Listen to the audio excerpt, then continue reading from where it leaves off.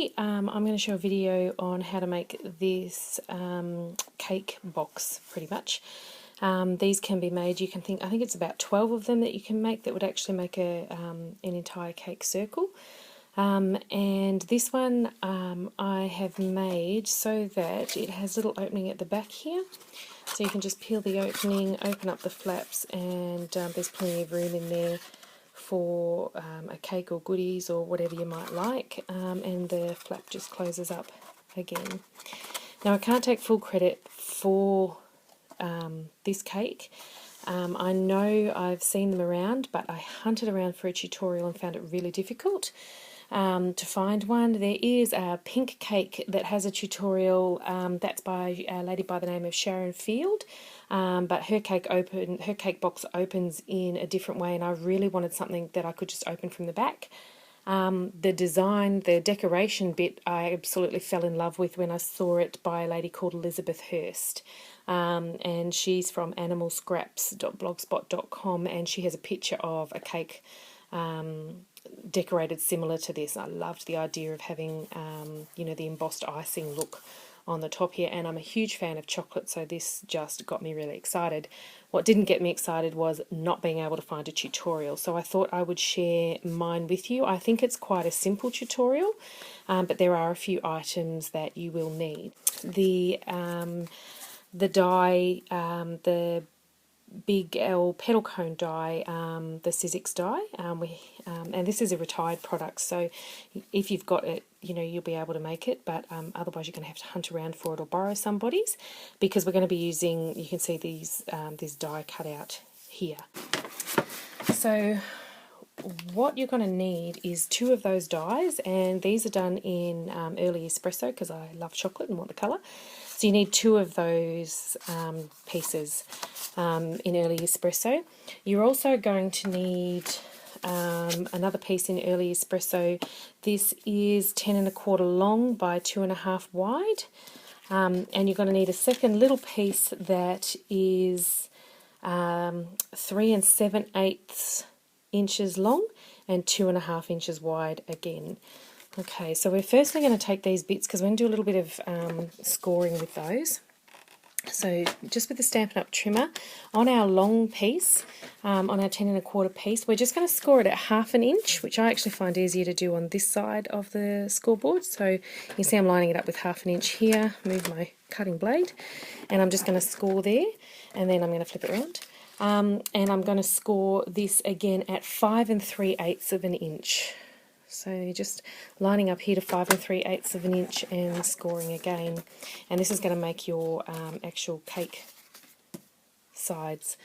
And then your little piece, we're just going to score it at 1/2 inch at either end. So it's 1/2 inch at one end and 3 3/8 if you're doing it on a scoreboard. I'm just flipping it around and scoring it at 1/2 inch on either end. Okay. Now, popping those to the side, we're just going to get our petal cone dies, and what we're going to do is I'm just going to line up this score mark here with roughly the 1/2 inch line on the scoreboard, and we're going to trim it. So we're going to end up with another 1/2 inch tab over this side. So 1/2 inch mark here. So it's lining up the score line, and it roughly runs almost along parallel to that line, but just slightly off. So just lining it up straight up and down here, and then just slicing this piece off. Now keep this piece, because this piece you trim later and emboss, and that's the icing on the top. So you'll end up with a piece that looks like this, and we're just going to do that for both. Now you'll need your handy scissors. So what we're going to do now is trim these bits off.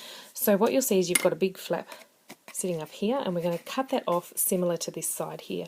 So we're just going to take our scissors and just snip that off, and do that on both pieces, just to give it a roughly same shape. But what you will notice down the bottom here is you've got a really oblong point here and not so oblong point here. So we're going to match that up, and that's what will allow you to get in the folds.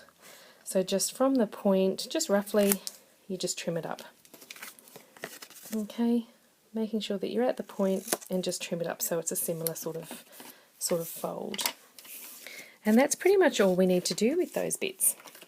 So what we're going to do now is put the box together. So we're going to bone fold on all our score lines. This little piece makes the back flap. So we're going to score on this 1/2 with the 1/2 inch mark here, and on the 5 3/8 mark. And you can see that's going to give you your cake piece. And then we're going to score all of this up, and a nice tight score up to the point will give you the best sort of shaped, point at the cake. So I'm just going to go ahead and do that with these pieces. Okay, so what we're going to do now is just assemble the cake box. So the way we do this is by using lots of glue and still our bone folders. So I use the Tombow liquid adhesive for this. I find it holds things really, really well, especially little boxes. So what we're going to do is, for the flap at the back, is fold your flap under on your little piece here. So you've got your piece, you're going to fold your flap under, and you're actually going to stick it to the top side of this flap. So you see what I mean by a negative fold is that it makes it a lot cleaner a fold, I think. So I'm just going to go ahead and do that. So remember, Tombow, you don't necessarily need a lot of the stuff. A little goes a long way. So we're just going to glue that down and try and get a really nice clean join.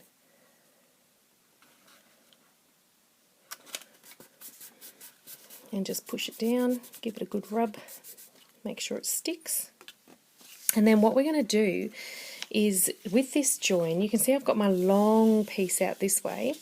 So this is the short side. Now what I'm going to do is, I don't want this folding this way because it'll affect the way the cake box folds. So what we're going to do is, we're actually going to stick some Tombow on this side, and we're going to stick it down to the smaller flap.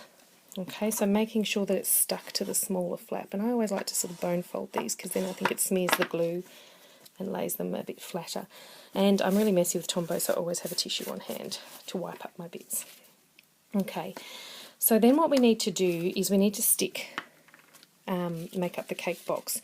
So you're going to take one of your pointed pieces that we scored, okay, and you've got your flaps on either side. So what we're going to do is, we're going to make sure, so we're going to turn this around, we're going to make sure that this pointed bit gets glued up to this 5 3/8 fold here. Okay, you don't want it the other way because it's not going to work with your cake box. Okay, so you really need it to glue this way.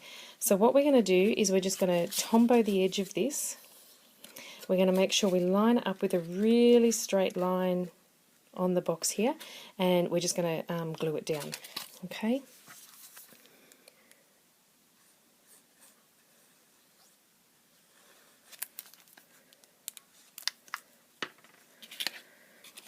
So I get a bit messy here generally with Tombow, so I'm just going to line it up as best I can with the point and with the end, and I want a really nice line up to the edge of the cake.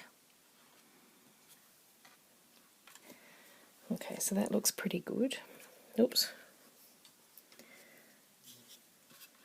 It's a bit hard to see in this light. So what I'm doing is, I'm making sure that this is lined up really well along here. Then I'm actually going to get my bone folder and run it just along inside here and along that join, and I just think it gives it quite a nice join up to the top of the box. And I like Tombow because it gives you a bit of fiddle time, so if you haven't got it quite right, you can fiddle. So flipping the piece over, we're going to stick the other piece down. Okay, so you're going to take your other piece, again same principle, making sure the pointed end is coming towards this 5 3/8 fold, and we're going to do the same thing. We're just going to Tombow. Now what I actually like to do with the Tombow is make sure I get a thin line quite up close to the edge, because that will ensure quite a closed fold, and at either ends obviously the tip's a bit tricky. Okay, and now we're going to stick this one down as well. So again, doing the same thing, just lining it up with the score mark here and the score mark at the other end. Just giving it a bit of a rub in the join inside. And again, I'm just going to bone fold along that and it just helps get a really good clean edge. And again, it's sticking a little bit to the paper. And as you can see, I've got Tombow everywhere, so lucky this stuff clears dry is all I can say. Dries clear, I should say, and wipe it off. Okay, so now you can see pretty much how this box is going to be formed. So we're going to do the same on this side. So all we're going to do is glue here and glue here. Sorry, I should light down so you can see. We're going to glue along here and glue along here, and one at a time we're going to line the box edges up. So let's do that. Okay, so we're going to line up this first fold so that we can get a nice clean, and you want to push it down, okay, so it stretches out the box a bit, and that makes a beautiful folded line, nice and clean. And then if we can get it off the paper, we're going to do the same with this side again. So just tucking it under, this side's really quite easy, lining up your edges and sticking it down. Now you can pop your little point in. Can you see, if you saw that, I popped that little point in because it was sticking out slightly. So this is the beauty of Tombow, is that it takes that little bit of a while to dry. And that's pretty much your box. Already done, as simple as that. So you've got your fold here. Remember we glued this fold here, the flap. So all that is your little flap. Oh, hang on, I've forgotten a very important step. On this little 1/2-inch fold here, we just need to trim these tabs. Sorry, I forgot about that. I always forget until I get to close the box and it doesn't work. So just trimming off little snippets of the corner of the tab. And then we've got our box, and it's folded. It is that basic, guys. Cake box done. Okay. Now to decorate it, all I did was, remember I said to set these aside, the bits that we chopped off. So all I did was literally cut along this line here, and you could do it on your your trimmer or by hand, and then I ran it through the Elegant Lines embossing fold. I just popped it in and tried to get the most alignment out of it, and see how it's missing here. Then I would just sort of wiggle it across.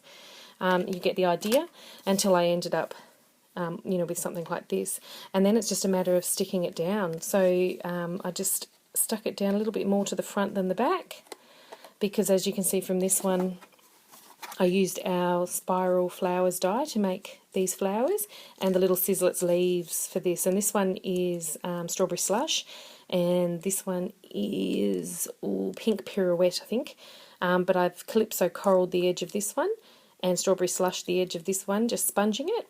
And then all I've done was use my glue stick.